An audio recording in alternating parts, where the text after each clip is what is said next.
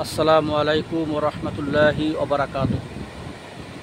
আবার নিয়ে আসলাম আপনাদের নতুন একটি স্থানে, যে স্থানটা মনোরঞ্জনের একটি অনেক সুন্দর জায়গা।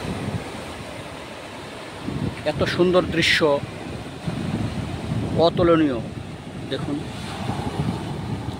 তাই আপনাদের দেখানোর জন্য আবার নিয়ে আসলাম নতুন একটি জায়গায়। যত দেখি ততই মুগ্ধ হয়ে যাই, সুবহানাল্লাহ। সব পাথরের পাহাড়, এগুলো সব পাথরের পাহাড়, যা আছে সমস্ত পাথরের পাহাড়। ঝুম দিয়ে একটু দেখাই ওই দূরের পাথরগুলো, দেখুন। অথই সাগরের মাঝখানে মহান আল্লাহ সুবহানাহু ওয়া তাআলা পাথরের পাহাড় দিয়ে রেখেছে। ঢেউয়ের কি গর্জন, ঢেউয়ের কি গর্জন। এখনও ঢেউ শেষ হয় না এখানে। এই ফেব্রুয়ারির পরে দিয়া হয়তো সাগরের ঢেউ কমে যাবে, এখানে ফরেনিয়াররা আসবে। যদি এখন সময় হতো তাহলে এখানে অনেক ফরেনিয়ার দেখা যেত। এখন এখানে ফরেনিয়ার নেই, কারণ এখন সাগর হলো উত্তাল, সাগরে প্রচুর ঢেউ। এখন এখানে ফরেনিয়ার খুব কম আসে।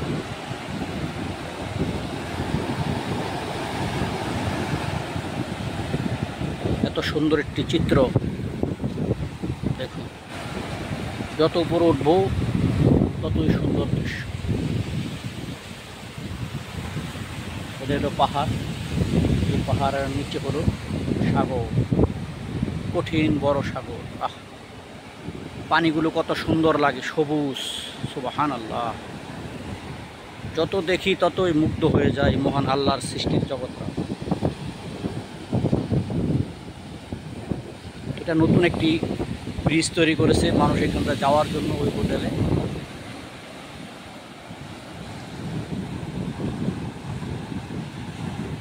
সাগরে এখন প্রচুর ঢেউ, ঢেউ চলছে, সাগরে ঢেউ। ঘুরে ঘুরে আপনাদের দৃশ্যটা দেখাই।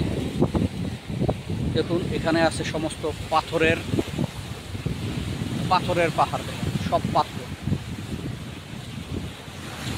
সম্পূর্ণটা পাথর, সুবহানাল্লাহ।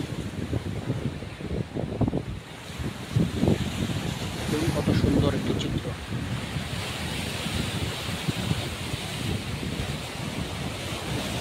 এটা হলো মালয়েশিয়ার একটি বিচ, অনেক সুন্দর একটি দৃশ্য।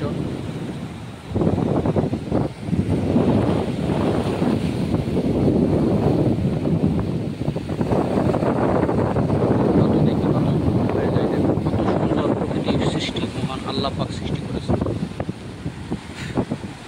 যদি ভালো লাগে তাহলে আশা করি ভিডিওটা শেয়ার করে অন্যকে দেখার সুযোগ করে দেবেন। ভালো লাগার কথাই, ভালো লাগার জায়গা। যত দেখবেন এই জায়গায় আসলে, দেখলে পরাণটা জুড়িয়ে যাবে। পাথরের পাহাড়, এখানে মহান আল্লাহ গাছ তৈরি করে দিয়েছে, দেখছেন কত গাছ, বিভিন্ন কোয়ালিটির গাছ আছে।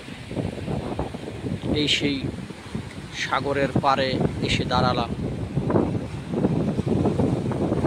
সুবহানাল্লাহ। কত সুন্দর একটি মনোরম দৃশ্য। সবার কাছে অনুরোধ রইল, ভিডিওটা দেখে ভালো লাগলে শেয়ার করে অন্যকে দেখার সুযোগ করে দেবেন। এটাই আপনাদের কাছে চাই, আর কিছু তো চাইতে পারবো না। আপনাদের জন্য অনেক কষ্ট করে এই ভিডিওগুলো তৈরি করি। দেখুন কত দূরে এসে এই ভিডিওগুলো তৈরি করছি। তাই ভালো লাগলে আশা করি আপনারা ভিডিওগুলো শেয়ার করে অন্যকে দেখার সুযোগ করে দেবেন। এগুলো ভাই মহান আল্লাহর সৃষ্টির জগৎটা কত সুন্দর, না দেখলে, বাস্তবে না দেখলে বোঝা যায় না।